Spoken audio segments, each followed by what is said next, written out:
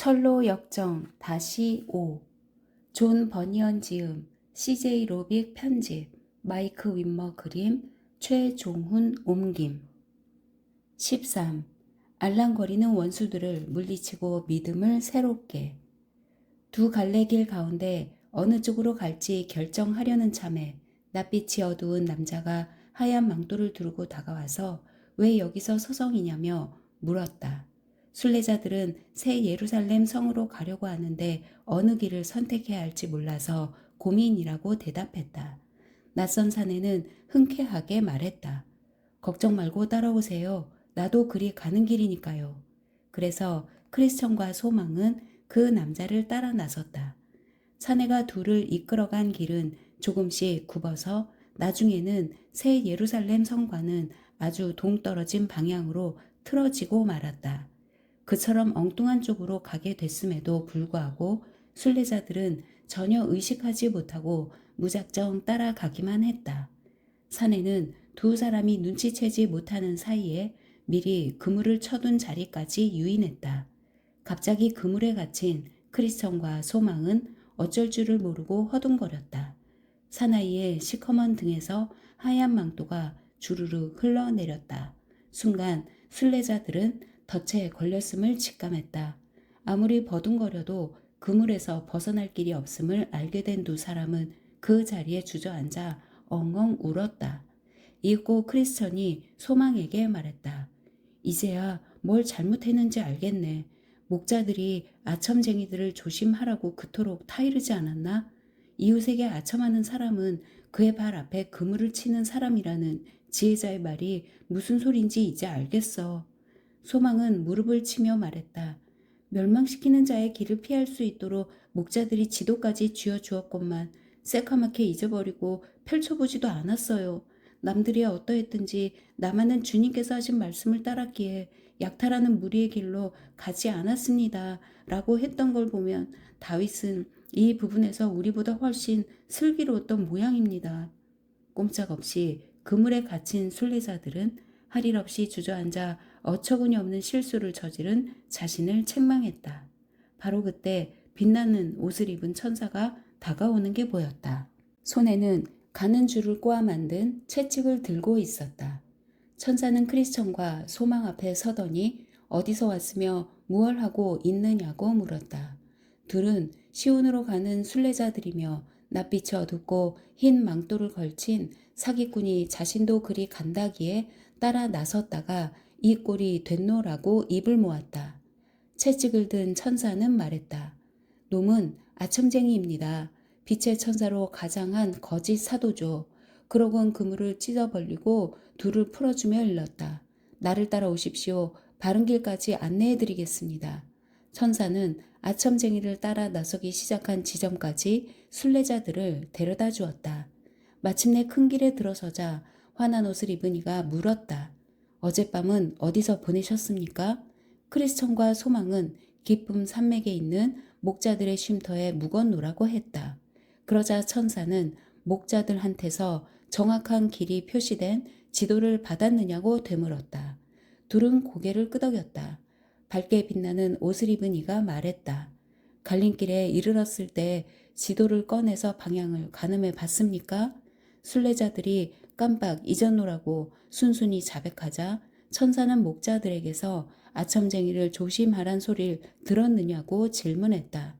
그렇습니다. 크리스천과 소망은 합창하듯 대답했다. 하지만 그럴듯한 얘기를 늘어놓는 이 사내가 아첨쟁이일 줄은 정말 몰랐습니다. 꿈에서 보니 천사는 둘에게 무릎을 꿇고 앉으라고 했다.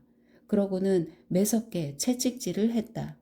오직 바른 길로만 가도록 가르쳐 주려는 뜻이었다. 밝게 빛나는 옷을 입은 이는 매질을 하며 말했다. 물은 내가 사랑하는 자를 책망하며 징계하노니 그러므로 내가 열심을 내라 회개하라.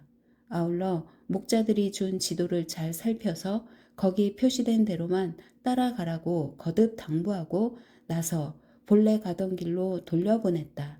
순례자들은 베풀어준 친절에 감사한 뒤에 오로지 바른 길을 따라가며 이렇게 노래했다. 이리 오라 길을 걷는 이들이여 보라 순례자들이 엉뚱한 길로 가다가 어떤 값을 치렀는지, 유익한 충고를 가벼이 여기고 잊은 탓에 온몸을 옥죄는 그물에 꼼짝없이 갇혔으니, 비록 구출된 건 사실이나 몇 가지 맞고 깨달았으니 이것으로 그대의 경계를 삼으라. 그렇게 한참을 걸었을 무렵 멀리서 한 남자가 다가오는 게 보였다. 동행은 보이지 않고 달랑 혼자뿐이었다. 크리스천이 소망에게 말했다. 시온을 등지고 우리 쪽으로 오는 남자가 보이시는가? 예, 보입니다. 소망이 대답했다. 또 다른 악천쟁이일 수도 있으니 조심하는 게 좋겠습니다. 양쪽 여행자들은 점점 가까워져서 마침내 얼굴을 마주 대했다. 상대편 나그네는 자신의 이름을 무신론자라며 어디로 가는 길이냐고 물었다. 시온산으로 갑니다. 크리스천이 말했다. 대답을 들은 무신론자는 우스워 죽겠다는 듯 깔깔거렸다. 왜 그렇게 웃으시는 겁니까? 크리스천은 따지듯 물었다. 이렇게 지루한 여정을 꾹 참고 견디는 꼴이 하도 무지해 보여서 웃음이 절로 나는구려. 온갖 고생을 감수해가며 여행을 계속해봐야 돌아오는 건 고통뿐이라오. 그러니까 우리가 새 예루살렘 성에 들어가지 못할 거란 말씀인가요? 어딜 들어간다고요? 무신론자가 반문했다. 새 예루살렘 성이라는 데는 이 세상 어디에도 없소. 하지만 다가올 세상에는 분명히 있어요. 크리스천은 자신 있게 말했다. 나 역시 고향집에 살던 시절에 새 예루살렘 성에 관한 소문을 듣고 직접 찾아 나섰던 몸이요. 무려 20여 년을 이른바 거룩한 성이라는 데를 찾아 헤맸다니까요. 하지만 탐색을 시작한 날부터 지금까지 단 한 발자국도 진전이 없더라고요. 우린 둘 다 그곳에 관한 이야기를 들었고 이렇게 가고 가면 결국 찾을 수 있다고 믿습니다. 무신론자는 완강했다. 그런 데가 있다고 믿었기에 나도 그토록 긴 세월 동안 찾아다녔던 겁니다. 댁들보다 훨씬 오래 길을 헤맸던 선배로서 장담하는데 새 예루살렘 성이라는 데는 어디에도 없습니다. 아무리 뒤져봐도 소용없다는 얘기올시다. 난 지금 존재하지도 않는 동네를 찾는답시고 부정하고 살았던 즐거움들을 누리러 고향으로 돌아가는 길입니다. 크리스천은 소망을 돌아보며 물었다. 저 양반이 하는 얘기가 정말일까? 소망은 주의를 주었다. 조심하세요. 아첨쟁이 가운데 하나일지 모릅니다. 지난번에 저런 부류가 하는 소리에 귀를 기울였다가 치러야 했던 고초를 잊지 마십시오. 맙소사, 시온산이란 데가 존재하지 않는다고요? 기쁨 산맥 정상에서 새 예루살렘 성문을 바라보지 않았습니까? 믿음으로 바른 길을 걸으며 즐거운 시간을 보내고 있지 않은가요? 무시하고 계속 길을 갑시다. 이렇게 머뭇거리고 있으면 채찍을 든 천사가 어디선가 불쑥 나타날지도 모릅니다. 형제님이 나를 가르쳐 주셔야 하는데 도리어 내가 이런 말씀을 드리게 됐습니다. 성경에 내 아들아 지식의 말씀에서 떠나게 하는 교훈을 듣지 말지니라는 말씀이 있습니다. 그의 말에 현혹되지 마세요. 믿음을 가져 생명을 얻을 사람이 됩시다. 크리스천은 황급히 해명했다. 진리를 의심해서 그렇게 물어본 게 아니라 형제를 은근히 떠보려 했을 뿐이네. 중심에서 나오는 정직한 신앙 고백을 듣고 싶었던 거지. 저 친구가 세상의 우상에 눈이 멀었다는 것쯤은 나도 알고 있네. 자, 진리를 믿고 거짓은 모두 진리에서 나오지 않는다는 것을 서로 확인했으니 어서 가세나. 이제 희망의 영광을 바라보게 되었으니 얼마나 기쁜지 모르겠습니다. 소망이 말했다. 순례자들은 등을 돌리고 걸음을 재촉했다. 무신론자 역시 두 사람을 한껏 비웃으며 제 길로 가버렸다. 크리스천과 소망은 걷고 또 걸어서 어느 동네에 들어갔다. 이곳에는 이상한 공기가 가득해서 제대로 적응하지 못하는 나그네는 저절로 깊은 잠에 빠지곤 했다. 마을 어귀에 들어서자마자 몸놀림이 굼떠지고 졸음이 몰려오는 걸 느낀 소망은 크리스천에게 말했다. 왜 이렇게 나른해지는지 모르겠어요. 도저히 눈을 뜰 수가 없네요. 아무데나 누워서 잠깐 자고 갑시다. 절대로 안 될 말일세. 크리스천은 펄쩍 뛰었다. 여기서 잠들면 다시는 못 일어날 걸세. 그게 무슨 말씀이세요? 소망은 깜짝 놀라며 물었다. 여행에 지친 나그네에게 잠이 얼마나 달콤한지 아시잖아요. 잠깐만 눈을 붙여도 새 힘이 불끈 솟을 겁니다. 목자들 가운데 한 분이 마법의 땅을 조심하라고 했던 게 기억나는가? 크리스천은 다그치듯 물었다. 그건 잠에 빠지지 않도록 주의하라는 뜻이었네. 그러므로 우리는 다른 사람들처럼 잠자지 말고 깨어있으며 정신을 바짝 차려야 한다네. 그제야 소망은 무릎을 쳤다. 그렇군요. 혼자 왔더라면 졸다가 죽을 뻔했습니다. 혼자보다는 둘이 더 낫다는 지혜자의 말이 100번 옳았어요. 형제님과 동행하게 된 건 하나님의 은혜예요. 형제님은 수고함으로 좋은 상을 얻을 거예요. 잠을 깨는 데는 유익한 이야기를 나누는 게 으뜸이지. 크리스천이 말했다. 그렇고 말고요. 소망이 맞장구를 쳤다. 그럼 무슨 얘기부터 시작할까? 하나님이 함께 해주셨던 일들부터 이야기해 보는 게 어떨까요? 괜찮으시면 형제님이 먼저 말씀해 주세요. 그러자 크리스천은 노래나 한 자락 불러보마고 했다. 성도들이 꼬박꼬박 졸거든 이리 보내시길. 그리고 두 순례자가 입 모아 하는 소리를 듣게 하시길. 그들에게서 어떻게든 교훈을 얻어 나른하게 감기는 두 눈을 번쩍 뜨게 하시길. 잘만 이루어진다면 성도의 교제는 지옥 한 복판에서도 깨어있게 하는 법. 크리스천은 이야기를 시작했다. 한 가지 묻겠네. 형제는 어쩌다가 이 여행을 시작하게 됐소? 어떻게 해서 심령의 상태에 관심을 갖게 되었느냐는 말씀이시죠? 소망이 되물었다. 그렇다네. 바로 그걸세. 형제님도 허망시장에서 파는 상품들을 보셨지요? 나는 아주 오랫동안 거기서 살 수 있는 물건들을 즐기며 살고 있었습니다. 계속해서 그런 식으로 지냈더라면 아마 멸망을 당하고 지옥의 형벌을 받는 신세를 면하지 못했을 겁니다. 도대체 어떤 것들이었기에 그러나? 크리스천이 캐물었다. 세상의 보배와 영화들이죠. 소망이 대답했다. 그뿐만이 아니라 소란을 피우고 흥청망청 놀고 취하도록 술을 들이켜고 욕설을 퍼붓고 거짓말을 하고 부정을 저지르고 안식일을 어기는 걸 비롯해서 영혼을 망가뜨리는 짓이라면 무엇이든 가리지 않고 다 했습니다. 그러던 어느 날 형제님과 신실이라는 분, 그러니까 허망시장에서 죽기까지 믿음을 지키고 선한 삶을 증명해 보이셨던 그 순례자의 말을 듣고 거룩한 일에 귀를 기울이며 깊이 생각하게 됐습니다. 죄의 삭은 죽음이요 하나님의 진노가 순종하지 않는 사람들에게 내리는 것을 알고 믿게 된 겁니다. 그래서 금방 믿음의 능력을 힘입게 된 것이로군. 그렇지 않습니다. 죄가 악하다는 사실, 그리고 죄의 저주가 따른다는 점을 당시에는 제대로 파악하지 못했어요. 말씀이 마음을 뒤흔들어 놓기 시작했을 때도 그 진리를 애써 외면하려고 했어요. 하나님이 은혜의 영을 보내셔서 형제님을 그분께 이끌고 계신다는 걸 깨닫지 못하게 가로막은 건 도대체 무엇이었을까? 크리스천은 더 깊이 파고들었다. 이유를 설명하자면 이렇습니다. 소망이 말했다. 무엇보다도 그게 하나님이 내 삶에서 일으키신 역사인 줄 몰랐어요.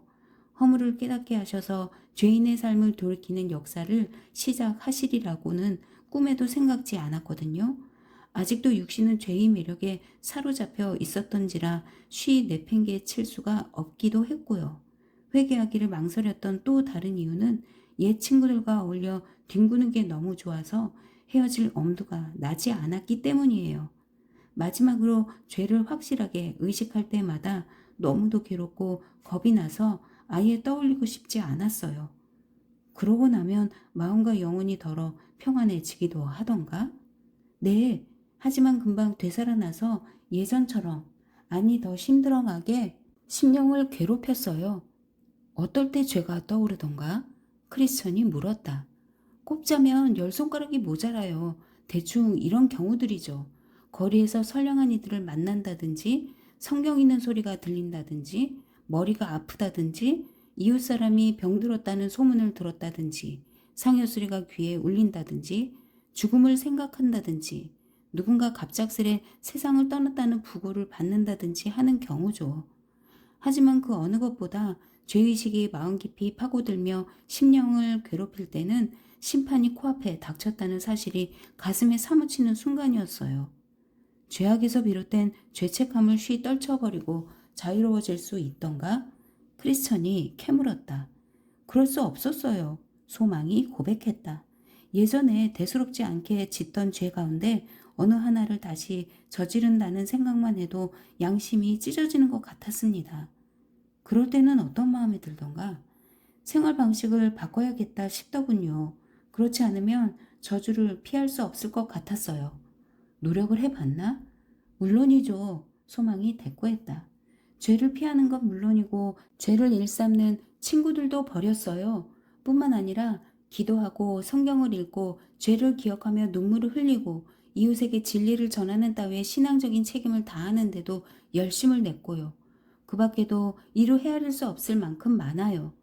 그랬더니 마음의 평안이 찾아오던가? 크리스천의 질문은 끝이 없었다. 잠깐은 그랬죠. 소망이 털어놓았다. 하지만 그처럼 애를 써도 고통은 고스란히 제자리로 돌아오더군요. 완전히 달라졌는데 어떻게 그런 일이 생길 수가 있단 말인가? 크리스천은 의아해했다. 소망이 설명했다. 몇 가지 요인이 있을 겁니다. 성경에서 우리의 의는 다 더러운 옷 같으며 라든지 율법의 행위로서는 의롭다함을 얻을 육체가 없느니라 라든지 우리는 무익한 종이라 와 같은 말씀들을 읽으며 곰곰이 생각하기 시작했습니다. 스스로 내세우는 의로움이 모두 누더기나 한 가지라면 행위로는 아무도 구원받을 수 없다면 무슨 짓을 해도 여전히 쓸모없는 인간에 지나지 않는다면 율법을 잘 지켜서 하늘나라에 들어가겠다는 건 그야말로 한심한 발상이란 생각이 들었죠. 가게에 엄청난 외상빚을 지고 있는 이가 얼른 갚을 생각은 하지 않고 눈에 보이는 족조, 이런저런 상품들을 사들이기만 한다면 주인으로서는 고발을 하거나 감옥에 보내서라도 밀린 돈을 받아내려 할 것입니다. 그런데 난데없이 무슨 비타령? 크리스천은 납득이 가지 않는 눈치였다. 소망은 말을 이었다. 제 말을 들어보세요. 지금 하나님의 장부에는 어마어마한 죄의 빚이 외상으로 남아있을 거예요. 새삼 행실을 바르게 한다 해도 해묵은 빚을 다 갚지는 못하죠. 그러나 예전에 저지른 죄 때문에 입게 된 저주에서 어떻게 벗어날 수 있겠어요. 그제야 크리스천도 고개를 끄덕였다. 멋진 비유구려. 계속해 보시게. 소망이 다시 입을 열었다.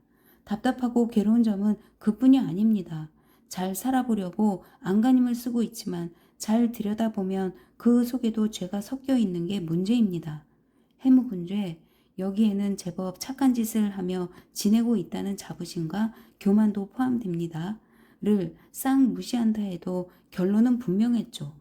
어제까지 얼마나 흠없는 생활을 했느냐와 상관없이 오늘 여러 가지 규정 가운데 어느 하나를 어긴 허물만 가지고도 지옥의 각오도 남는다고 말입니다. 그래서 어떻게 하기로 했소? 크리스천이 물었다. 하긴 뭘 하겠습니까? 소망이 대답했다. 정말 어찌해야 좋을지 모르겠더군요. 그래서 신실 형제에게 속마음을 털어놨습니다.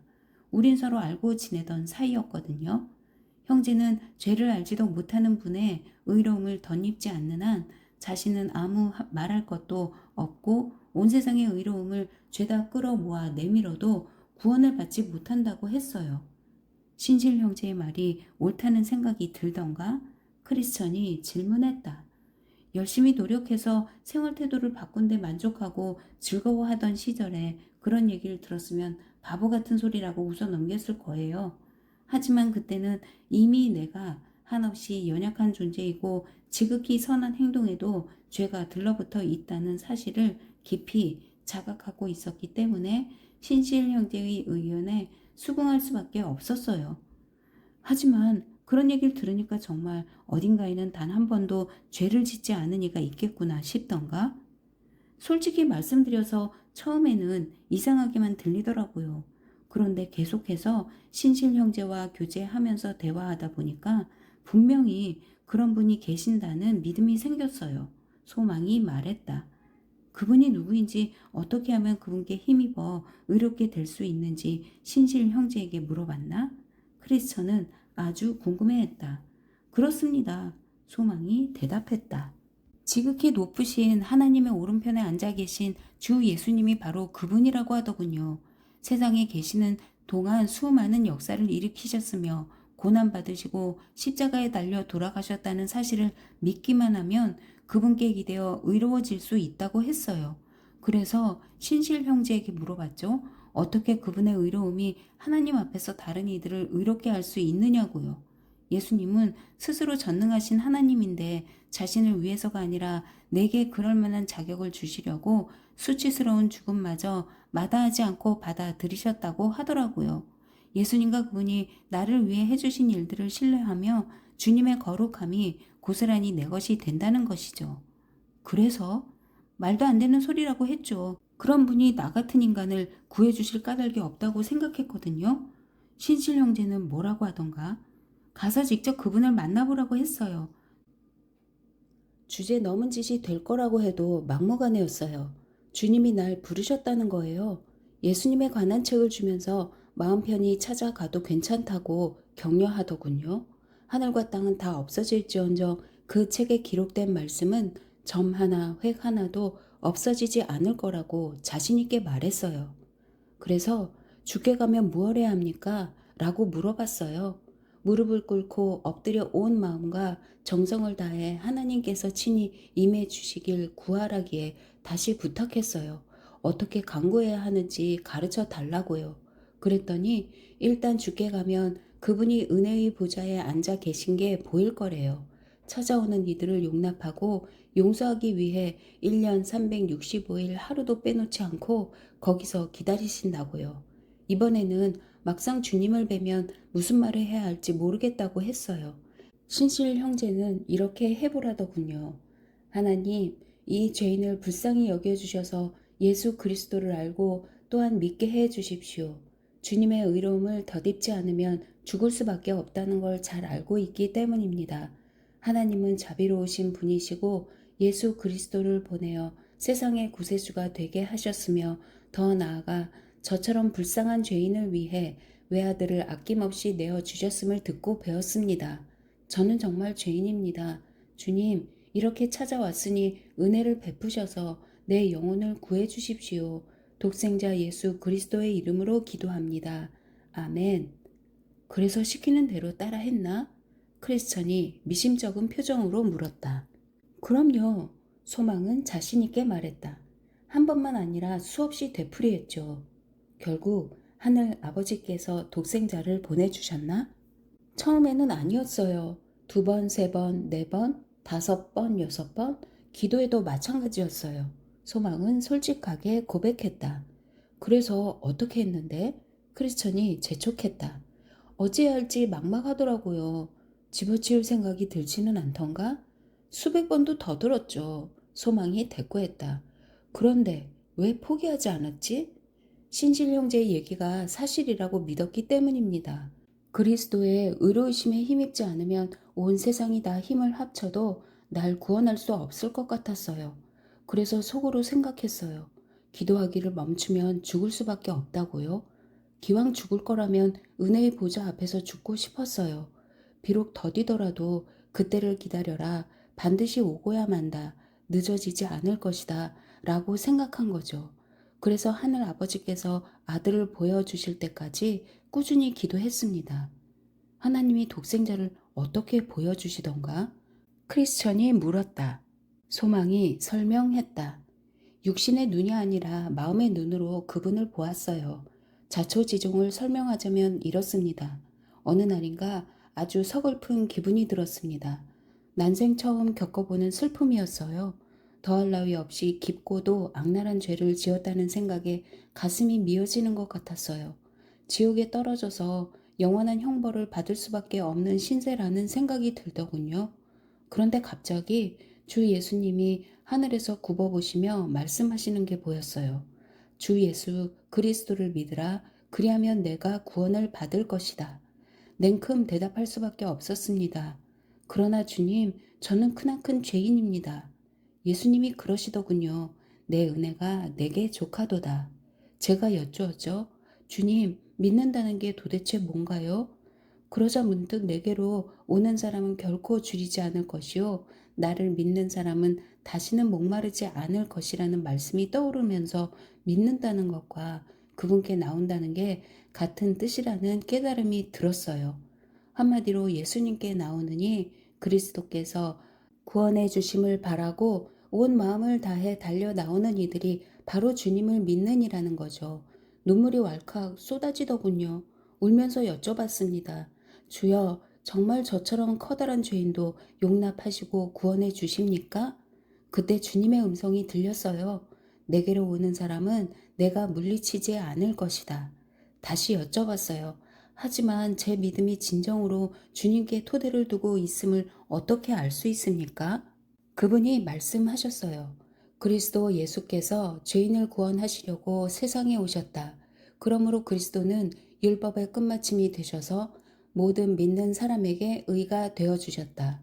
예수는 우리의 범죄 때문에 죽임을 당하셨고 우리를 의롭게 하시려고 살아나셨다. 예수 그리스도께서는 우리를 사랑하시며 자기의 피로 우리의 죄에서 우리를 해방하여 주셨고 하나님과 사람 사이의 중보자가 되셨다. 그분은 늘 살아계셔서 중재의 간구를 하신단다. 그렇게 말씀하시니까 예수님을 인격적으로 받아들여서 의로워져야 하며 거룩한 피로 죄를 깨끗이 씻어야 한다는 걸 금방 알겠더라고요. 주님이 아버지의 율법에 순종하여 죄의 삭을 치르신 게 모두 자신이 아니라 그리스도가 베푸신 구원을 받아들이고 감사하는 이들을 위해서라는 걸 믿어야겠더군요. 놀라운 기쁨이 마음을 가득 채웠습니다. 눈에선 연신 눈물이 쏟아졌습니다.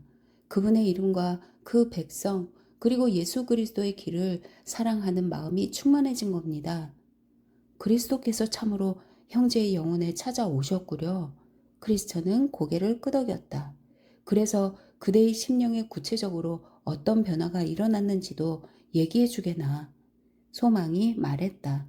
제 아무리 선하게 살고 고귀하게 행동한다 하더라도 세상에 속해 있는 한 여전히 저주받은 상태라는 걸 알았어요. 하나님 아버지는 지극히 공의로운 분이어서 죄를 벌할 수밖에 없는 분이시지만 동시에 독생자 예수를 통해서 죽게 나오는 죄인들을 의롭게 해 주신다는 사실도 깨달았고요. 그걸 생각하니까 예전에 추악하게 살았던 게 한없이 부끄럽더라고요. 어쩌면 그렇게 무지하게 지냈는지 기가 막혔어요. 예수 그리스도의 아름다움을 찬송하는 마음이 그 어느 때보다 충만해졌습니다. 거룩한 삶을 사랑하게 되고 주 예수님의 이름을 높이며 영광 돌리려는 열망이 커졌고요. 맞아요. 온몸의 피를 단 한 방울도 남기지 않고 다 그분 앞에 쏟아낼 수 있을 만큼 간절했어요. 14. 무지 그 완고한 이름. 소망은 우연히 고개를 돌렸다가 멀찌감치 뒤처졌던 무지가 여전히 쫓아오는 걸 보았다. 그래서 얼른 길벗에게 알려주었다. 저기를 좀 보세요. 그 젊은 친구가 따라오고 있네요. 그렇군. 크리스천이 대꾸했다. 하지만 우리와 함께 갈 요량은 아닌 듯한걸? 소망이 덧붙였다. 그러게요. 계속 함께 걸었더라도 특별히 해로울 게 없었을 텐데 저러네요. 크리스천도 같은 생각이었다. 그렇고 말고 저 젊은이에게는 그러는 편이 오히려 더 나았을 거야. 하지만 10중 8구 본인은 그렇게 생각지 않겠지. 그렇겠죠? 소망이 말을 받았다. 그래도 일단은 기다려 보시죠. 두 순례자는 걸음을 멈췄다. 크리스천은 무지에게 외쳤다. 서두르게 젊은이 어째서 그렇게 뒤처져 꾸물거리나? 무지가 대답했다. 걷는 걸 즐기고 있어요. 개인적으로는 웬만큼 가까운 사이가 아니면 여럿이 함께 가는 것보다 혼자 여행하는 걸 훨씬 좋아한답니다. 크리스천은 소망을 돌아보며 소곤거렸다. 그것 보게 어울려 가는 데는 관심이 없을 거라고 했지. 그러곤 얼른 무지에게 얼굴을 돌리고 말했다. 이리 와서 함께 가세. 외로운 길을 가는 동안 이야기나 나누며 시간을 보내세. 그래 좀 어떤가? 하나님과 자네 사이에 달라진 건 없나? 무지는 심드렁했다. 그럭저럭 괜찮은 편입니다. 선한 생각과 계획이 쉴 새 없이 떠올라서 마음 한가득 차 있다 보니 걷는데 큰 힘이 되네요. 선한 생각과 계획이라 어디 한번 들어보세나? 크리스천이 재촉했다. 하나님과 하늘나라를 생각했답니다. 그거야 마귀들이나 저주받은 영혼들도 다 하는 일이잖나? 크리스천이 꼬집었다. 하지만 저는 생각할 뿐만 아니라 간절히 원하기까지 합니다. 젊은이가 말을 이었다. 하늘나라에 갈 가능성이 전혀 없어 보이는 부류들한테도 그런 이가 수없이 많지. 그래서 게으른 사람은 아무리 바라는 것이 있어도 얻지 못한다고들 하지 않나? 저는 경우가 다르죠. 하나님과 하늘나라를 생각하고 바라는 데서 한 걸음 더 나아가 그걸 얻기 위해 가진 걸 모두 버리기까지 했거든요. 믿어지지 않는군. 크리스천은 도리지를 지며 말했다. 소유를 다 버린다는 건 아주 힘든 일일세. 흔히 생각하는 것보다 훨씬 어렵지. 주님과 천국을 위해 가진 걸 다 버렸다고 장담하는 까닭을 알고 싶네. 마음이 그렇게 말하고 있어요. 자네는 자기의 마음을 믿는 자는 미련한 자라는 지혜자의 얘기도 들어보지 못했나? 그건 악한 마음을 염두에 둔 말이지만 내 마음은 선하거든요. 하지만 그걸 어떻게 증명하지? 크리스천은 재빨리 되물었다. 하늘나라를 바라보면 위로가 돼요. 무지도 굽히지 않았다. 자기를 속이고 있는지도 모르지. 희망이 위로를 주는 건 사실이지만 아무 근거 없이 바라기만 하는 경우도 왕왕 있으니까. 크리스천이 지적했다. 제 마음과 삶은 서로 어긋남이 없어요. 그만하면 희망의 토대가 확실한 게 아닐까요? 무지가 반문했다. 자네의 마음과 삶이 하나라고 누가 그러던가? 역시 마음이 그러더군요. 무지는 완강했다. 크리스천은 조곤조곤 타일렀다. 그럼 마음더러 내가 도둑이냐고 물어보게. 자네 마음이 그렇다고 대답한다고 해서 내가 정말 도둑이 되는 건 아닐세. 하나님 말씀이 증명해 주시지 않는다면 다른 증거는 다 소용이 없는 걸세. 선한 생각을 품는 게 곧 선한 마음이 아닐까요? 그리고 하나님의 계명에 따라 사는 게 선한 삶이 아닐까요? 그렇다네. 선한 마음은 선한 생각을 품고 선한 인생은 하나님의 계명에 따라 살게 마련이지. 그러나 정말 그런 마음을 갖는 것과 생각만 하는 건 완전히 다른 얘기라네. 그럼 선한 생각과 하나님의 계명을 따라 산다는 게 무엇을 의미하는지 선생님의 의견을 말씀해 주시겠어요? 무지가 질문했다. 선한 생각에는 여러 가지 형태가 있지. 자신에 대한 것일 수도 있고 하나님, 그리스도 또는 그 밖의 다른 일들에 관한 것일 수도 있네. 크리스천이 설명했다. 우리 자신에 관한 선한 생각이라면 무엇을 말씀하시는지? 하나님 말씀에 맞는 생각이지. 자신에 관한 어떤 종류의 생각들을 하나님의 말씀에 부합된다고 볼 수 있는 걸까요?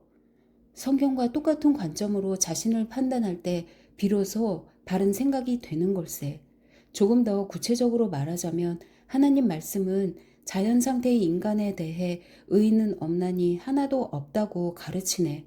아울러 마음으로 생각하는 모든 계획이 항상 악랄할 뿐이며 어릴 때부터 그 마음의 생각이 악하기 마련이라고 지적한다네. 따라서 자신을 그렇게 파악한다면 그건 선한 생각일세. 하나님의 말씀과 정확하게 일치하거든. 그래도 무지는 고집을 피웠다. 내 마음이 악하다는 말은 도무지 믿어지지 않습니다. 그렇다면 자네는 평생 자신에 대해 선한 생각을 해 본 적이 없는 거야. 크리스천은 단호했다. 어쨌든 계속 들어보게. 하나님의 말씀이 마음을 판단하는 기준이듯 인간의 길에 대해서도 마찬가지일세. 마음과 그 길에 관한 생각이 하나님의 말씀이 제시하는 바에 부합되면 거룩한 말씀과 차이가 없으므로 선하다고 인정할 수 있지. 무슨 뜻인지 잘 모르겠어요. 무지가 말했다. 크리스천은 설명을 계속했다. 잘 들어보게. 하나님 말씀은 인간의 길이 구부러져 있으며 선한 게 아니라 비뚤어져 있다고 가르친다네. 본래부터 바른 길을 거스르고 아예 알지도 못한다는 의미일세. 자, 그런 사실을 머리로 깨달아 알고 하나님의 말씀이 오르며 자신의 길이 그름을 겸손히 믿는 이는 선한 생각을 가지고 있는 걸세. 하나님 말씀의 판단과 일치하기 때문이지. 그럼 하나님에 관한 선한 생각이란 무엇을 말하는 겁니까? 하나님 말씀에 부합될 때 자신에 대한 생각을 선하다고 평가하는 것과 마찬가지로 주님에 관한 생각이 그분이 스스로에 관해 친히 하신 말씀과 일치할 때 선하다고 판단할 수 있는 걸세. 하나님의 속성은 워낙 광범위한 주제라 지금 다 말하기 어렵지만 아무튼 거기에 부합되는 생각을 가져야 하네. 주님이 우리보다 우리를 더 잘 알고 계시며 자신조차 모르는 죄까지 속속들이 알고 계시다는 점을 깨달아야 그분을 바르게 볼 수 있네. 인간의 내밀한 생각을 아시며 가장 깊은 곳에 감춰둔 것들을 하나도 빼놓지 않고 지켜보신다는 걸 알아야 하나님을 제대로 의식할 수 있네. 인간이 제 아무리 의로워도 그분께는 악취를 풍길 따름이며 한없이 선하게 산다 해도 자신 있게 그 앞에 설 수 없음을 절감할 때 주님에 관해 정확한 생각을 가질 수 있지. 하나님이 저보다 절 더 잘 아신다고요? 비할 데 없이 선하게 살아도 하나님 앞에 당당히 나갈 수 없다고요? 무슨 당연한 말씀하세요. 제가 그런 것도 모르는 멍청이인 줄 아세요? 무지가 억울하다는 듯 말했다. 그럼 자네는 여기에 대해 어떤 의견을 가지고 있나? 크리스천이 물었다.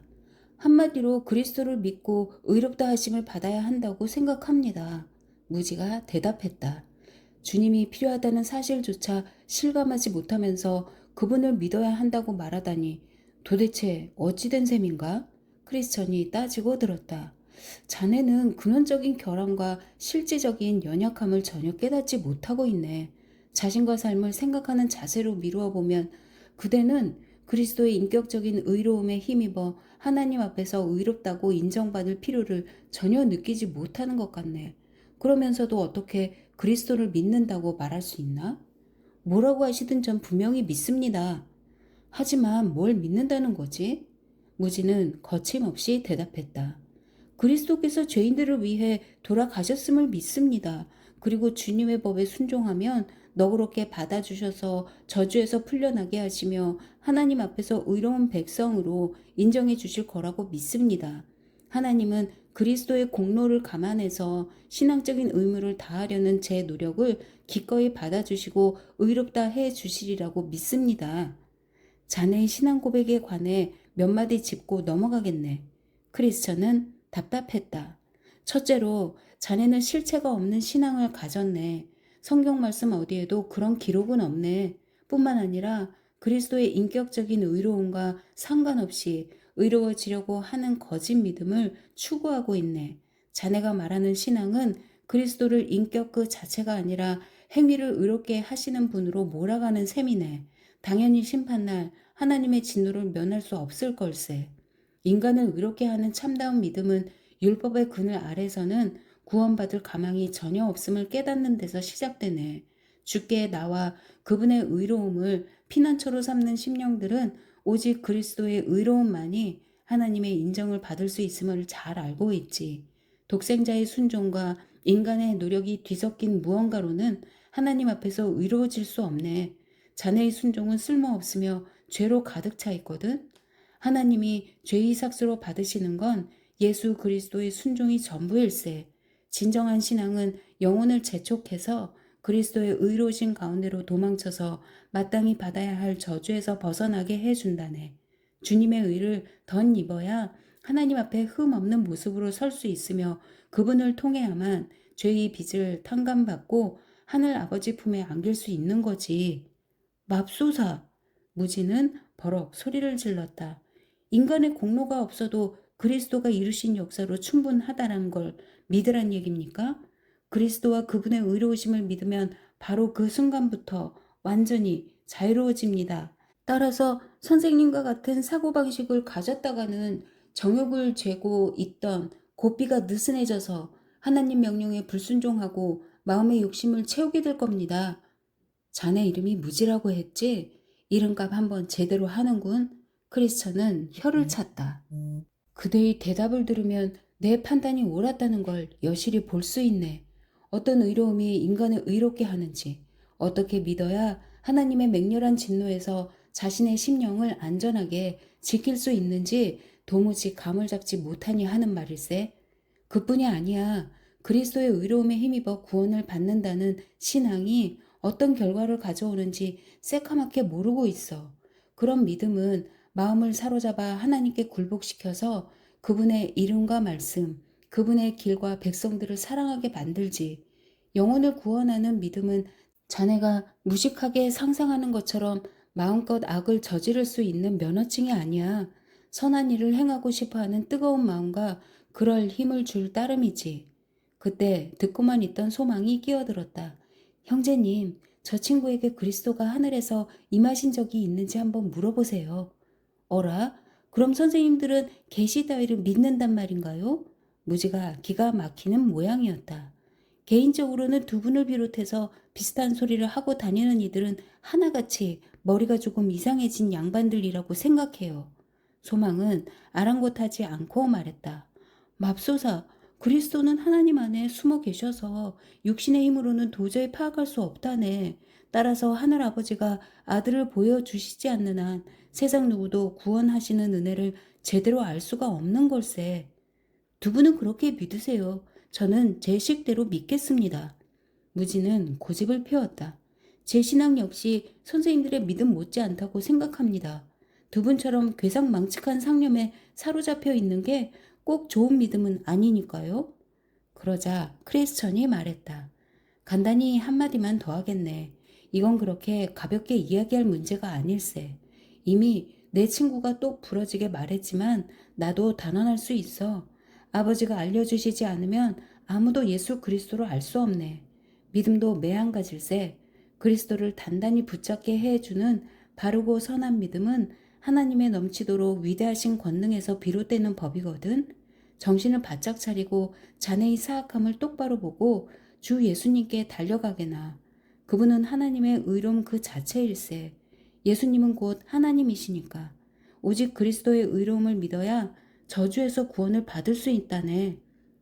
선생님들은 너무 빨리 걸으시네요. 무지는 짐짓 투덜거렸다. 저는 도저히 못 따라가겠어요. 먼저들 가시죠. 쉬엄쉬엄 뒤따라가겠습니다. 두 순례자가 말했다. 여보게 끝까지 어리석은 생각을 고집하려는가? 수없이 좋은 말로 권면하고 충고했건만 끝내 무시하려는가? 여전히 거부한다면 머지나 악이 그 힘을 발휘할 것에 선한 가르침에 귀를 기울여야 구원을 받을 수 있음을 잊지 말게. 조언을 무시하면 길을 잃어버릴 수밖에 없어. 말을 마친 크리스천은 소망을 재촉했다. 형제님, 어서 갑시다. 이제 우리끼리 걸어야 할 것 같소. 그리하여 둘은 다시 앞서 걷기 시작했다. 꿈에 보니 무지는 다리를 절뚝이며 그 뒤를 따랐다. 크리스천은 다정한 길벗을 돌아보며 말했다. 저 친구가 불쌍해서 견딜 수가 없군. 결국은 어려운 처지에 빠지고 말 텐데. 얼마나 딱한 노릇인지. 소망은 탄식했다. 우리가 살던 동네에는 저 친구와 똑같은 이들이 헤아릴 수 없을 만큼 많았어요. 식구들 가운데도 심지어 순례자들 가운데도 수두룩했지요. 우리 고향이 그 정도라면 무지가 태어난 마을은 오죽했겠어요. 크리스천이 말을 받았다. 정말 눈이 있어도 보지 못하게 하셨다는 말씀 그대로군. 지금은 우리 둘뿐이니 그런 이들을 어떻게 생각하는지 서로 이야기해 보세요. 저들도 죄를 짓고 몹시 위태로운 형편에 처했다는 걸 스스로 통감하고 견디기 힘들 만큼 두려워해 본 적이 있을까? 연배도 위고 경험도 많으시니 형제님이 먼저 말씀해 주시는 게 좋겠습니다. 소망은 답을 미뤘다. 기다렸다는 듯 크리스천이 말했다. 저런 친구들도 가끔씩 죄를 깊이 자각하는 순간이 있기는 할 걸세. 하지만 태생적으로 무지에서 그런 자책이 유익하다는 걸 감지하지 못하는 거지. 그래서 뼈아픈 느낌들을 한사코 억누르고 평소 마음에 두고 있던 사고방식이 옳다고 자신을 설득한다고나 할까? 소망도 맞장구를 쳤다. 형제님 말씀이 옳은 것 같아요. 저런 이들에게는 두려움이 무척 유익해서 마음을 가다듬고 순례를 계속하도록 이끌어주죠. 바른 두려움이 유익한 선물이 될 수 있다는 데는 의심의 여지가 없지. 그래서 성경도 여호와를 경외하는 것이 지식의 근본이라고 가르치는 게 아닐까 싶네. 바른 두려움을 어떻게 설명할 수 있을까요? 크리스천은 설명했다. 세 가지를 보면 진실하고 올바른 두려움인지 알 수 있을 걸세. 첫째로 어디서 비롯된 두려움인가 하는 거야. 제대로 된 두려움은 죄를 자각하고 구원을 염원하게 하지. 둘째로 유익한 두려움은 심령을 구석으로 몰아서 그리스도를 단단히 붙잡고 구원을 간구하게 만든다네. 셋째로, 그런 부류의 두려움을 품은 영혼은 하나님과 그분의 말씀, 그분의 길을 깊이 그리고 꾸준히 예배하게 하는 법일세. 딱딱하게 굳었던 중심이 부드럽게 풀어져서 주님의 말씀에서 좌로나 우로 치우치는 걸 끔찍하게 여기게 된다네.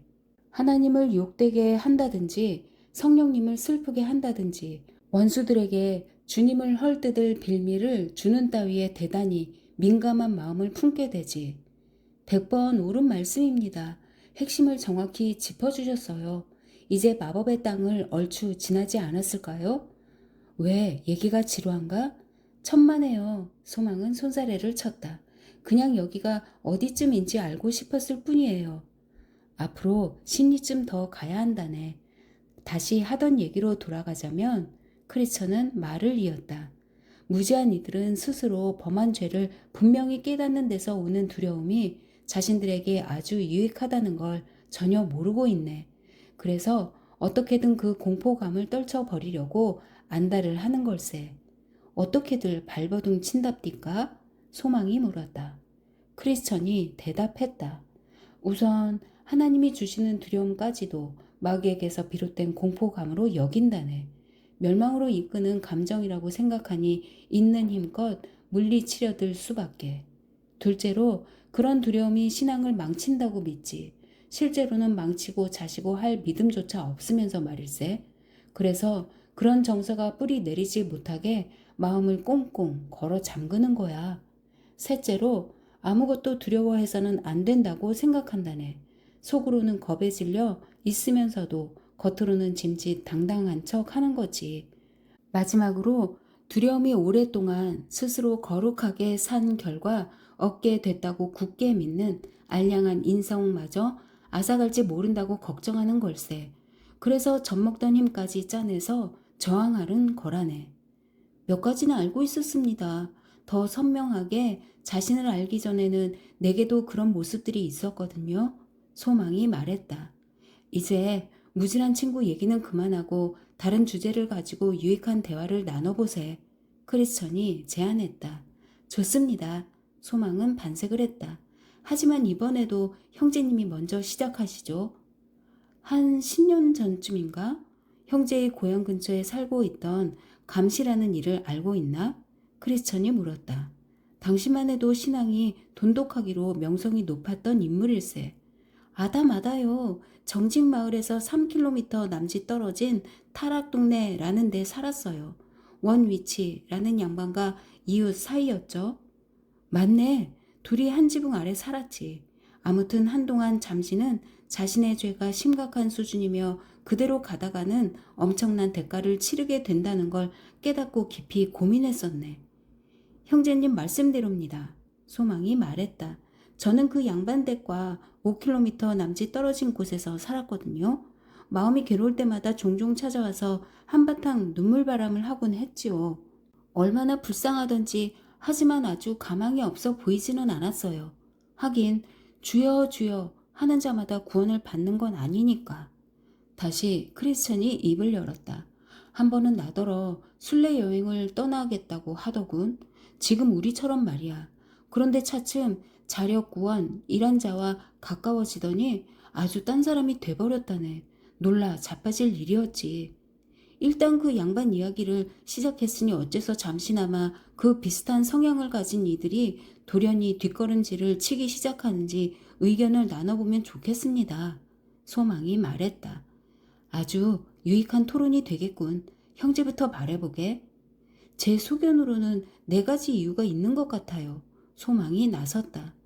첫 번째 이유는 비록 양심은 깨어났지만 마음은 변하지 않았기 때문이죠. 그래서 죄책감에 쓰러지면 경건한 마음을 갖게 하는 움직임이 모두 멈춰버리고 자연스럽게 제 길로 흩어질 수밖에 없는 겁니다. 마치 병든 개가 먹었던 걸 다 토해서 남김없이 속을 다 비워내는 것과 같아요. 그러고 싶은 마음이 있어서가 아니라 그저 속이 불편하기 때문이죠. 부대끼던 게 가라앉으면 제가 토해 놓은 걸 남김없이 주워 먹죠. 개는 자기가 토한 것을 도로 먹는다는 말씀 그대로예요.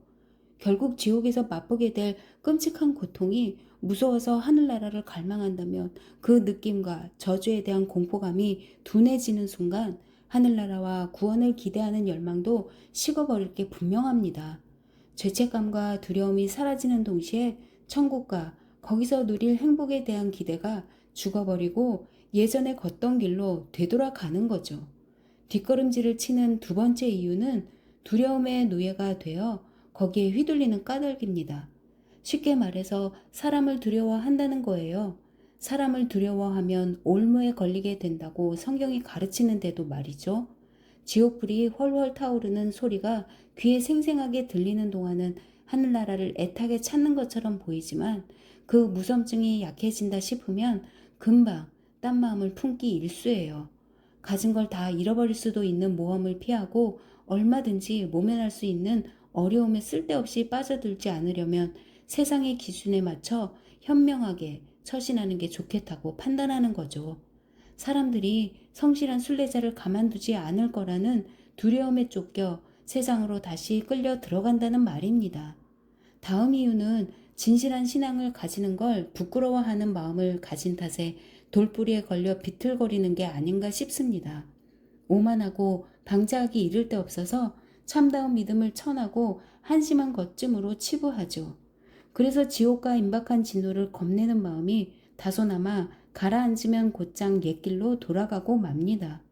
마지막으로 스스로 비참한 처지에 떨어졌음을 자각할 때마다 마음에 떠오르는 죄책감과 공포감이 마냥 부담스럽고 괴로운 까닭입니다. 무서운 생각이 들면 얼른 그리스도께 달려가 보호해 주시길 요청하면 될 텐데 엉뚱하게 두려움을 피해보려고 안간힘을 쓰는 게 문제입니다. 심령의 참담한 상태나 하나님의 진노에 대한 의식이 옅어지기가 무섭게 장차 비슷한 감정이 밀어 닥칠 때를 대비해 마음을 단단히 먹는 쪽을 선택한다는 얘기입니다. 크리스천이 말했다. 참으로 명쾌한 정리였네. 어떤 경우든 그 밑바닥에는 마음과 의지가 조금도 바뀌지 않았다는 단순한 사실이 깔려있지.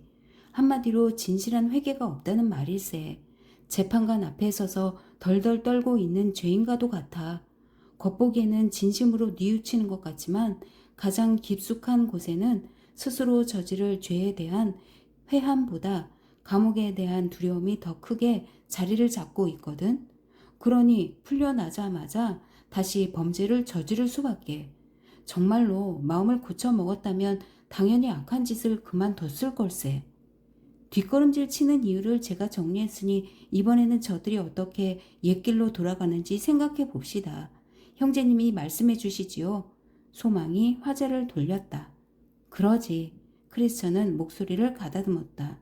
우선 뒷걸음질 치는 이들은 하나님과 죽음, 닥쳐올 심판 따위를 아예 생각하지 않으려 한다네.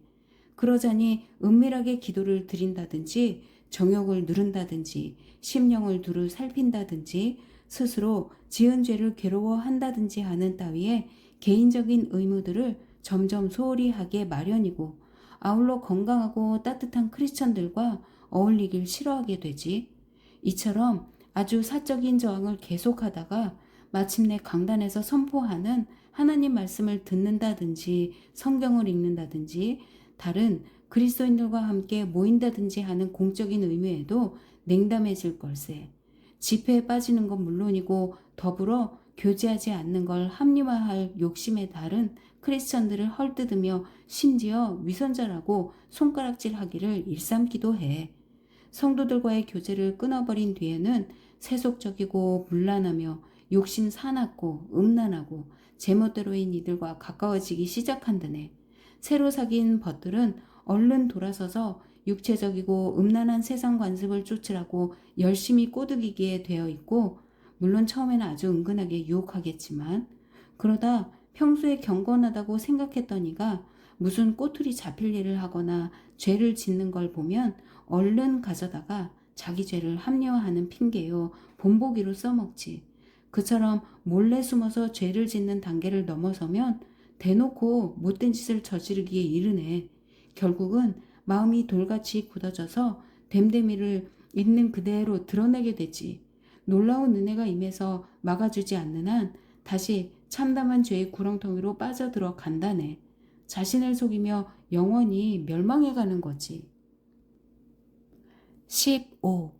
마침내 새 예루살렘 성으로. 꿈에서 보니 순례자들은 마법의 땅을 지나 뷸라 지방으로 들어갔다. 대기는 부드럽고 상쾌했다.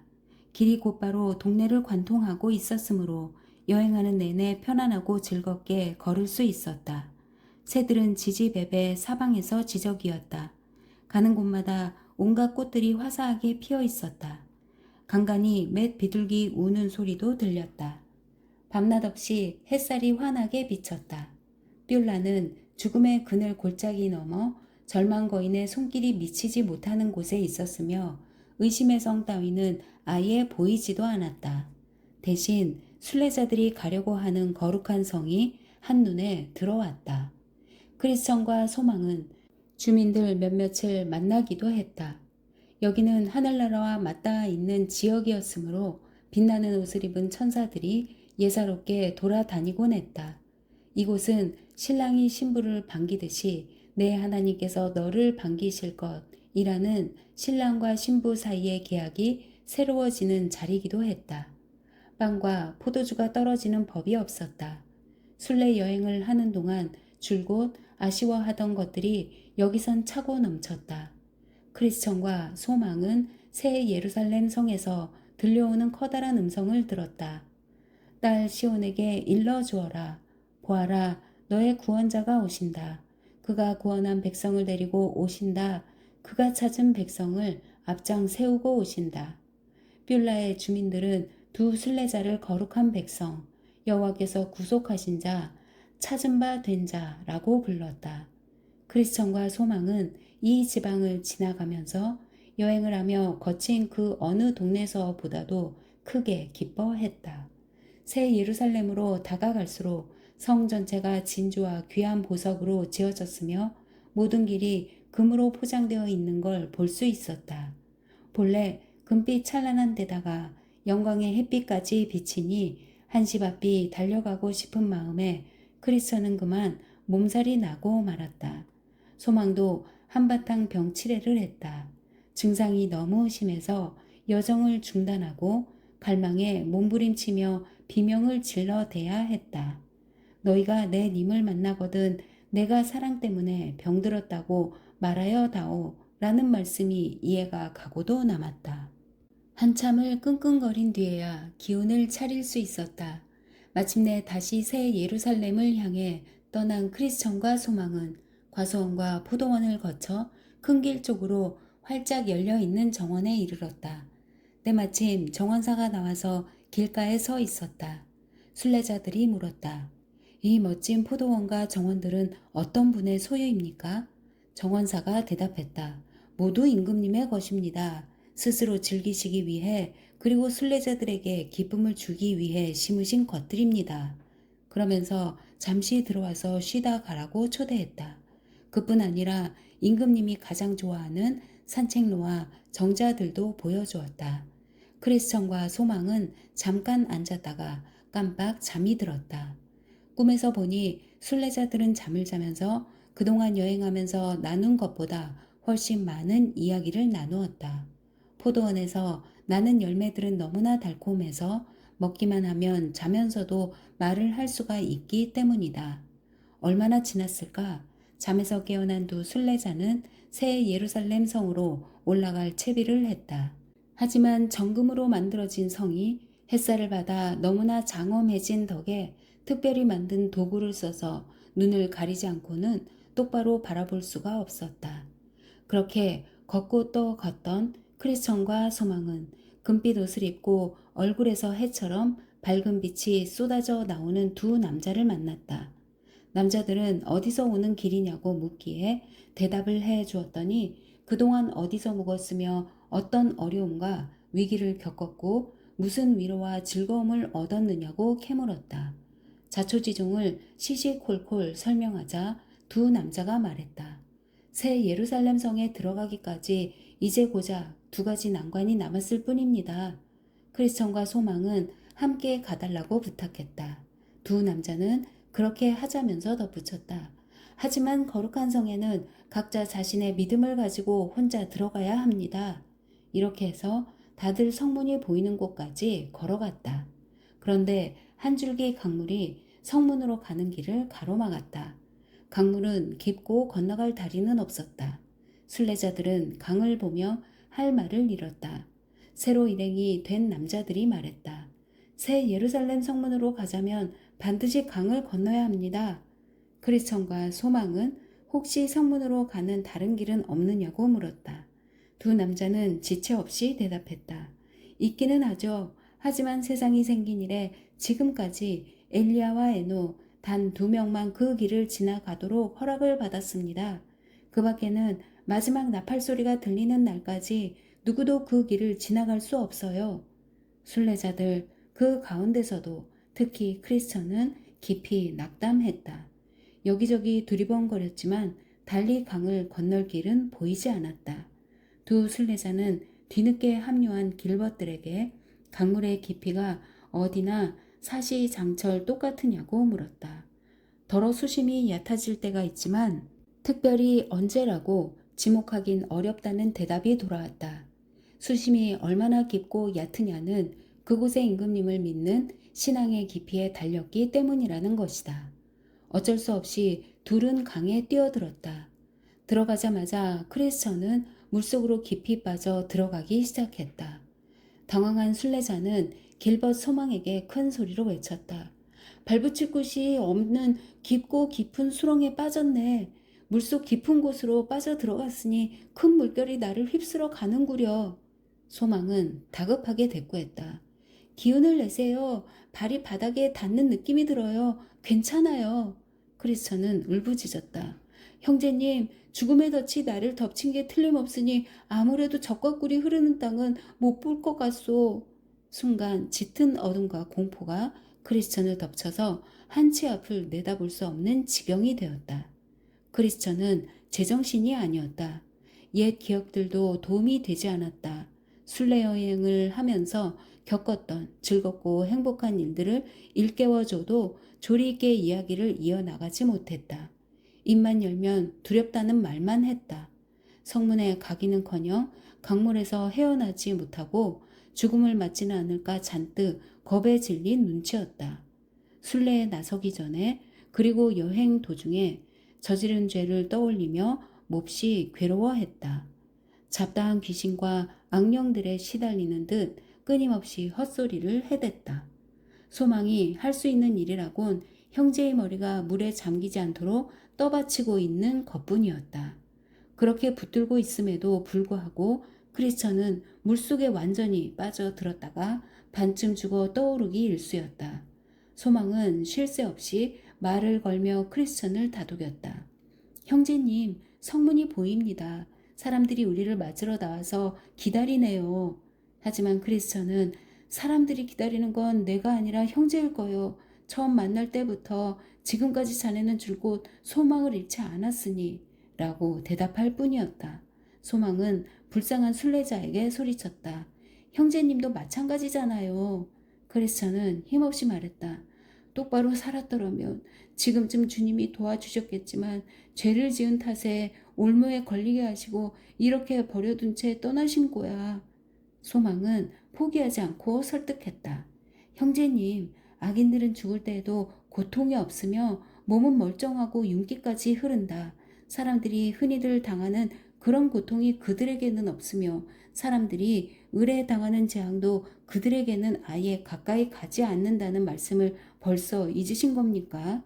강물에 빠져 이처럼 고통과 괴로움을 당하고 있다는 사실이야말로 하나님이 형제님을 잊지 않으셨다는 증거가 아닙니까? 이건 주님으로부터 받은 선한 가르침들을 모두 기억하고 있는지 알아보려고 주신 시험입니다. 심한 어려움 가운데서 주님을 의지하는지 살펴보고 싶으신 겁니다. 꿈속에서 보니 크리스천은 잠시 정신을 잃었다. 소망은 공경에 빠진 형제에게 예수 그리스도께서 온전하게 해 주실 거라는 사실을 일깨워 주면서 기운을 내라고 격려했다. 한동안 씨름을 벌인 끝에 크리스천은 정신을 차리고 큰 소리로 말했다. 오 주님, 주님이 다시 보여. 내가 너와 함께하고 내가 강을 건널 때에도 물이 너를 침몰시키지 못할 것이라고 말씀하시네. 그리하여 두 순례자는 용기를 내서 강을 건넜다. 원수들은 돌처럼 굳어져 손가락 하나 까딱할 수 없었다. 크리스천은 금방 단단한 바닥을 찾아 두 발로 굳게 섰고 강물도 몰라보게 얕아졌다. 마침내 순례자들은 강을 건너 반대편 기슭에 이르렀다. 물에서 나오자 밝은 옷을 입은 두 남자가 다시 눈앞에 나타나서 반갑게 인사하며 말했다. 우리들은 구원의 상속자가 될 사람들을 섬기도록 보내심을 받은 영들입니다. 일행은 어깨를 나란히 하고 성문을 향해 걸었다. 거룩한 성은 까마득히 높은 산 위에 있어서 바닥이 구름보다 더 높을 정도였지만 천사들이 팔을 붙들어 부축하고 이끌어준 덕분에 순례자들은 큰 힘 들이지 않고 순식간에 올라갔다. 또한 썩어 없어질 육신의 옷은 강물에 떠내려 보냈다. 옷을 입은 채로 강물에 들어갔다가 벗어버리고 나온 것이다. 순례자들은 즐거운 이야기를 나누며 하늘나라로 올라갔다. 무사히 강을 건넜을 뿐만 아니라 영광스러운 동료들의 도움까지 받고 있었으므로 마음이 더없이 편안했다. 순례자들은 빛나는 옷을 입은 이들과 하늘나라의 영광에 관한 이야기를 나누었다. 천사들은 그곳의 아름다움과 영광은 말로 다 표현할 수 없노라고 했다. 시온산과 하늘의 예루살렘, 헤아릴 수 없이 많은 천사들, 완전하게 된 의인들의 영이 거기에 있습니다. 여러분은 하나님의 낙원으로 가서 생명나무를 두 눈으로 확인하고 영원토록 변치 않는 열매를 먹게 될 겁니다. 그곳에 가면 흰옷을 받아 입고 날마다 그리고 영원토록 임금님과 걸으며 즐거운 대화를 나누게 됩니다. 낮고 낮은 이 세상에 머무는 동안 보았던 슬픔, 질병, 고통, 죽음 따위를 다시는 보지 못할 것입니다. 이전 것들이 다 사라져 버렸기 때문입니다. 아울러 아브라함과 이삭과 야곱, 선지자들과 장차 닥칠 재앙을 피하여 부름받아 자기 침상 위에서 편히 쉬고 있는 이들을 만나게 됩니다. 다들 하나님의 의로움 속에 행복하게 살고 있죠. 크리스천과 소망이 물었다. 거룩한 땅에 들어가면 무엇 해야 합니까? 빛나는 옷을 입은 이들이 말했다. 그동안 수고한 데 대해 위로를 받고 슬픔 대신 기쁨을 누립니다. 임금님의 나라까지 오면서 뿌린 씨앗, 그러니까 기도와 눈물, 고통의 열매를 거두게 될 겁니다. 황금 면류관을 쓰고 거룩하신 분을 언제나 뵙고 꿈꾸는 즐거움을 만끽합니다.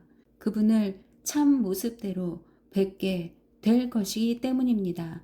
세상에 머물 때는 주님을 제대로 섬기고 싶어도 육신이 연약해서 찬양하고 외치고 감사하면서 마음껏 섬기지 못했지만 거기서는 얼마든지 그럴 수 있습니다. 전능하신 분의 모습을 보고 기뻐하며 그분의 상쾌한 음성을 듣고 감격할 것입니다. 두 분보다 앞서간 친구들을 다시 만나는 한편 뒤따라 거룩한 땅에 도착하는 이들을 영접하게 됩니다. 영광과 존귀의 옷을 입고 영광의 왕과 더불어 마차에 오릅니다. 하나님이 구름 가운데서 우렁찬 나팔 소리와 함께 바람 날개를 타고 세상에 내려오실 때 여러분도 동행합니다. 주님이 심판 보좌에 오르실 때 두 분도 그 곁에 앉게 될 것입니다. 그분이 천사든 인간이든 불의한 일꾼들을 재판하실 때 여러분도 함께 판결을 내립니다. 저들은 주님의 원수인 동시에 여러분의 적이기 때문입니다. 아울러 왕의 왕께서 나팔 소리와 더불어 거룩한 성으로 돌아오실 때 두 분도 같이 복귀해서 영원히 그분 곁에 머물게 될 것입니다. 성문으로 다가가자 수많은 하늘나라 백성들이 마중을 나왔다.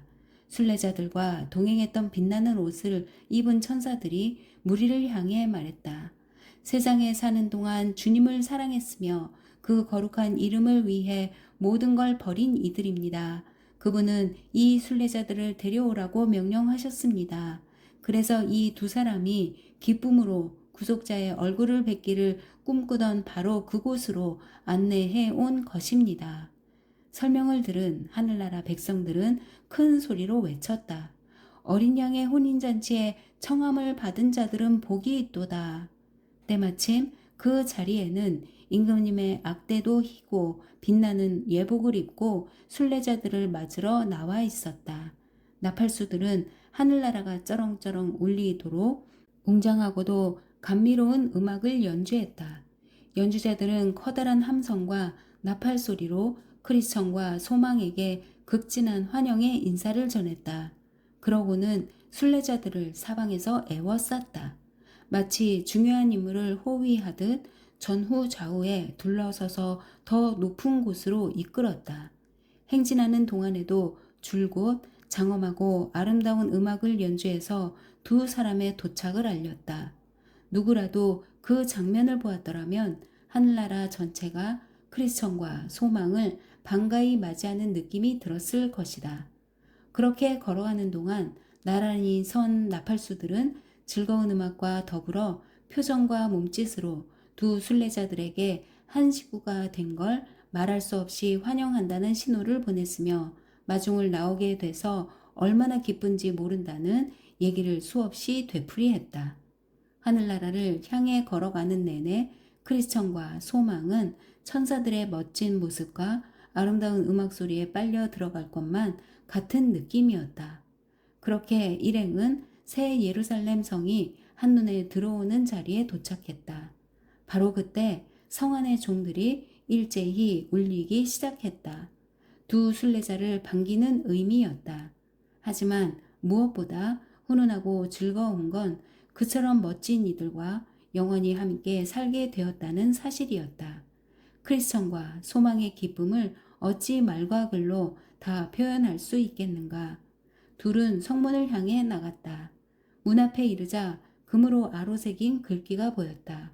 생명나무에 이르는 권리를 차지하려고 그리고 성문으로 해서 도성에 들어가려고 계명을 지키는 자들은 복이 있다.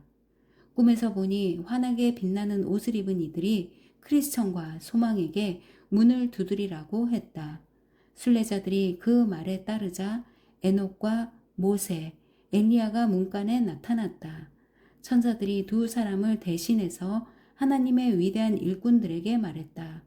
하늘나라 임금님, 섬기기를 좋아해서 멸망의 도시를 떠나 여기까지 찾아온 순례자들입니다. 크리스천과 소망은 출발할 때부터 몸에 지니고 있던 증명서를 내보였다. 서류는 곧장 임금님에게 올라갔다. 하늘나라의 왕은 문서를 잘 살펴보고 물었다. 이들은 지금 어디에 있느냐? 문 밖에 서서 기다리고 있습니다. 누군가 대답했다. 임금님은 문을 열어주라고 명령했다. 성문들을 열어라. 믿음을 지키는 의로운 나라가 들어오게 하여라.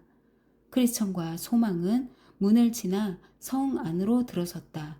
문턱을 넘는 순간 두 사람의 모습은 완전히 달라졌으며 어느새 금빛 찬란한 옷을 입고 있었다. 한쪽에는 하프와 면류관을 든 이들이 기다리고 있었다. 수금은 찬양하는 데 쓸 악기였고 면류관은 임금님의 영예를 상징했다. 시내의 모든 종들이 다시금 일제히 울렸다. 기쁨의 종소리였다. 어디선가 와서 주인과 함께 기쁨을 누려라 고 하는 음성이 들렸다. 크리스천과 소망도 큰 소리로 노래했다. 보좌에 앉으신 분과 어린 양께서는 찬양과 존귀와 영광과 권능을 영원 무궁하도록 받으십시오. 순례자들을 받아들이기 위해 문이 활짝 열리는 틈을 타서 안을 슬쩍 엿보았다. 해처럼 밝게 빛나는 도시가 한눈에 보였다. 면류관을 쓰고 종려나무 가지를 쥐었으며 정금 하프에 맞춰 찬양을 부르는 이들이 금으로 덮인 길을 거닐고 있었다. 날개가 달린 천사들도 섞여 있었는데 서로를 바라보며 쉴 새 없이 거룩하십니다. 거룩하십니다. 거룩하십니다. 전능하신 분 주 하나님이라고 외쳤다. 여기까지 보았을 때 성문이 닫혔다. 문 안을 보고 나니 들어가 함께 어울리고 싶은 마음이 한없이 간절해졌다. 뚫어져라 안을 바라보다 문득 고개를 돌리니 무지가 강가에 다가서는 게 보였다. 하지만 갖은 고생을 다 했던 크리스천이나 소망과는 달리 아무 어려움 없이 강을 건넜다.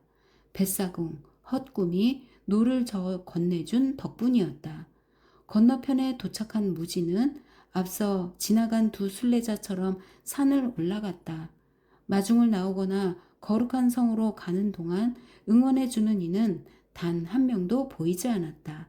성문 앞에 선 무지는 새겨진 글귀를 읽었다. 그러고는 금방 들어갈 수 있겠거니 하면서 열심히 문을 두드렸다. 그러나 문은 열리지 않고 성문 위로 웬 사람들이 나타나서 물었다. 어디서 왔소? 원하는 게 뭐요? 무지가 대답했다. 나는 주인님 앞에서 먹고 마셨으며 주인님은 우리를 길거리에서 가르치셨습니다. 성 안의 사람들은 증명서가 있어야 문을 지나 임금님을 뵐 수 있다고 했다. 무지는 주머니란 주머니를 죄다 더듬어 보았지만 찾을 수가 없었다. 성 안에 질문이 날아왔다. 증명서가 없단 말이오? 무지는 꿀먹은 벙어리가 되고 말았다. 새로운 순례자가 도착했다는 소식이 전해졌지만 왕은 내려가 보지 않았다. 대신 크리스천과 소망을 안내했던 두 천사에게 나가서 무지를 단단히 결박하라고 명령했다. 빛나는 옷을 입은 이들은 무지를 데리고 허공을 가르며 지난날 산 자락에서 보았던 문으로 날아가 그 속으로 집어 던졌다. 가만히 보니 멸망의 도시뿐만 아니라 하늘나라의 문에도 곧장 지옥으로 이어지는 통로가 있었다. 순간 퍼뜩 잠에서 깼다. 모두가 한바탕 꿈이었다.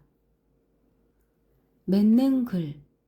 자, 독자들이여, 내 꿈 얘기를 그대들에게 들려주었으니 내게 또는 자신에게, 이웃에게 그 이야기를 풀이해 줄 수 있는지 살펴보라. 부디 조심하라. 제대로 해석하지 못하고 엉뚱하게 풀지 않도록. 잘못 이해하면 스스로 상할 뿐만 아니라 악한 결과가 뒤따를 터이니. 또한 주의하라. 내 꿈의 껍질만 만지작거리며 극단에 치우치지 않도록. 인물이나 비유를 가지고 조롱하거나 입씨름을 벌이지 않도록. 그런 짓은 어린아이나 어리석은 인간들의 목. 그대는 이야기의 본질에 매달리라. 커튼을 젖히고 장막 안쪽을 들여다보라. 비유들을 곰곰이 짚어 부디 실수하지 않기를. 찾고 또 찾으면 하나하나가 진실한 심령의 이로움을 깨닫게 되리니. 눈에 띄는 찢기를 어찌할까. 서슴없이 던져버리되 금쪼가리는 한사코 지키기를. 금덩이가 암석에 단단히 쌓였다면 또 어찌할까. 누구라서 속임이 딱딱하다고 사과를 버리랴. 쓸모없다 여기고 던져버린다면 어쩌랴. 다시 꿈을 꿀 수밖에.